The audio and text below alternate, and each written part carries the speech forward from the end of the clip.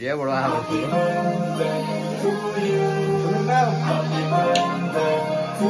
দুধ ছাতা ভাল লাগে না। কখন থেকে বলছে ভাতু খেতে দেবে দিচ্ছেই না। দেখ কি যে করি, একটু লোকের মাঝে নিজে নিয়ে লুকিয়ে খেতেও তো পারবো। আরে বাস, এই তো ম্যাগির মতন হাতে কি একটা পেয়েছি, চলো তবে এটাই খাই। দুধ